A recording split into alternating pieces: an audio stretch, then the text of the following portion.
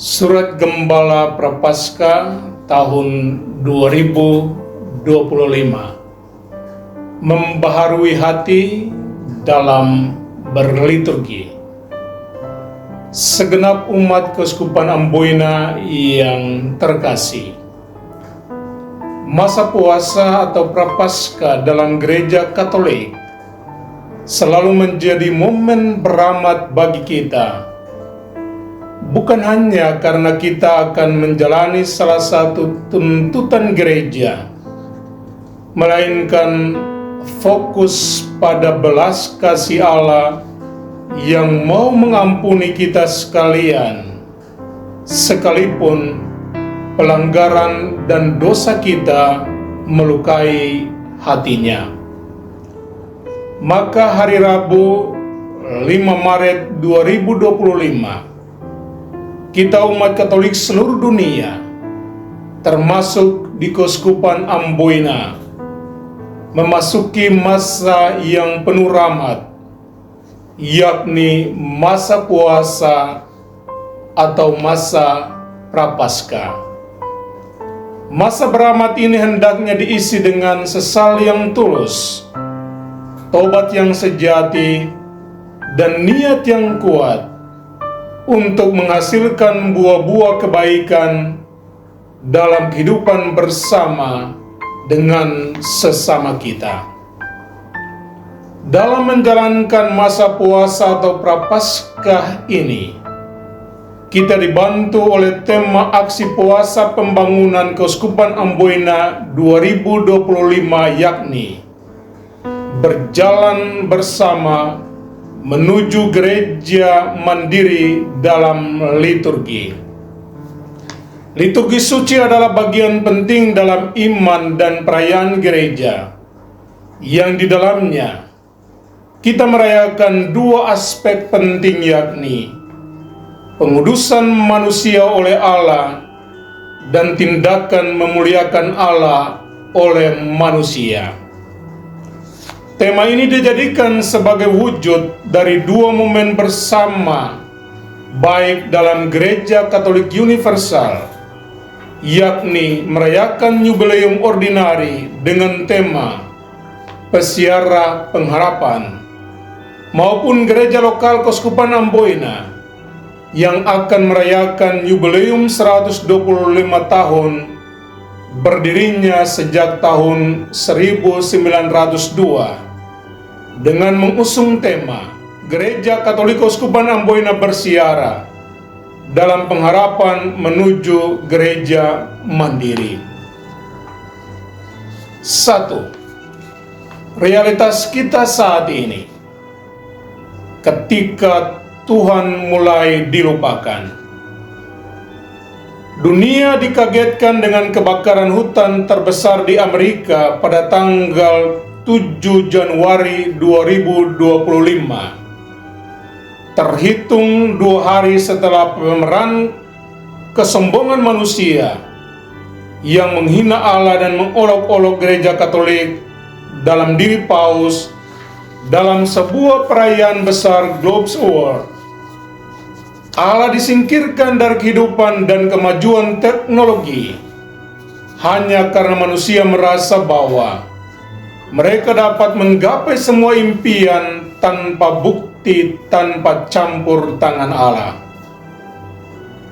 Selain itu, di belahan dunia yang lain, terus-menerus terjadi perlombaan senjata dan perebutan sumber daerah kekuasaan, sumber alam, dan perluasan kekuasaan yang berujung dalam perang yang berkepanjangan, yang mengorbankan ribuan jiwa manusia yang tak berdosa.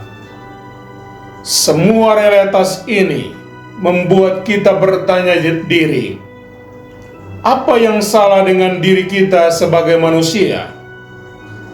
Dunia ini sedang tidak baik-baik saja akibat dari ulah kita manusia yang menyingkirkan Allah yang berujung pada penghancuran manusia di balik gerakan sekularisasi dan sikap mengagungkan secara berlebihan kecanggihan teknologi.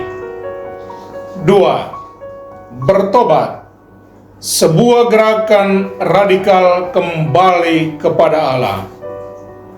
Dunia yang semakin memprihatinkan seperti yang digambarkan di atas, hendaknya membuat kita sadar bahwa kesalahan bukan terjadi di luar diri kita atau disebabkan oleh orang lain, melainkan oleh ulah dan pola tingkah laku kita sendiri sebagai manusia.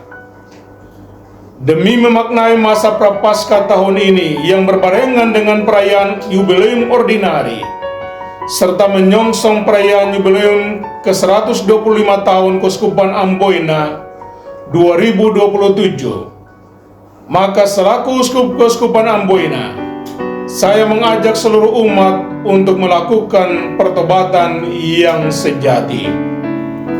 Pertobatan yang harus diisi dengan gerakan radikal untuk memperbaharui diri dan hati sebagai jalan untuk melestarikan bumi ini sebagai tempat hunian bersama. Gerakan pertobatan ini harus fokus pada kesadaran bahwa Allah itu sangat berbelas kasih ketika kita mau bertobat.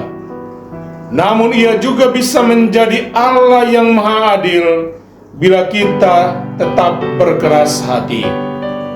Disinilah kita menemukan keindahan ajakan Yesus dalam devosi kerahiman ilahi. Sebelum aku datang dengan pedang keadilan, atau dengan kata-kata lain, kerahimanku tidak menghendaki hal ini, tetapi keadilan menuntutnya. Catatan harian Santa Faustina nomor 20. Karena itu, gerakan pertobatan di masa Prapaskah ini harus diwujudkan dalam bentuk doa, ziarah ke pintu suci dan tempat suci lainnya, pengakuan dosa, dan tindakan berbagi kepada sesama yang memerlukan. Semua bentuk tobat ini harus diatur mulai dari tingkat keuskupan sampai ke rukun-rukun di semua paroki dan stasi, baik kelompok maupun pribadi, sehingga gerak jalan bersama tidak hanya sebagai sebuah slogan belaka, melainkan mendapatkan wujudnya. 3. Merayakan keagungan Allah lewat liturgi. Kepada semua pelayan liturgi, khususnya para imam yang adalah alter Christi, saya selalu mendorong dan memotivasi mereka untuk merayakan liturgi dengan penuh penghayatan, karena di dalam dan melalui liturgilah semua karya keagungan Allah sebagai pencipta, Yesus sebagai penyelamat, dan Roh Kudus sebagai penggerak kita rasakan dan alami. Liturgi yang dirayakan dengan penuh keindahan dan penghayatan akan membantu semua yang mengikutinya untuk merasakan kehadiran Allah yang nyata, teristimewa ketika Ekaristi dirayakan. Scott Hahn, penulis buku terkenal Roma Adalah Rumahku, Rome Sweet Home, setelah perpindahannya ke dalam gereja Katolik pernah mengatakan dalam pengajarannya, Ekaristi adalah perayaan surgawi yang dirayakan di dunia, dan Anda hanya menemukannya di dalam gereja Katolik. Kata-kata ini terinspirasi dari Injil Yohanes. Akulah roti yang telah turun dari surga. Jikalau seorang makan roti ini, ia akan hidup selama-lamanya. Dan roti yang kuberikan itu ialah dagingku yang akan kuberikan untuk hidup dunia. Yohanes pasal 6 ayat 51. Akhirnya, kepada segenap umat Keuskupan Amboina, saya ucapkan selamat menjalankan masa puasa atau masa Prapaskah. Buktikanlah pertobatan kita dengan mengambil bagian dalam aksi puasa pembangunan tahun ini. Salam dan hormat, Monsinyur Senomutra, uskupmu.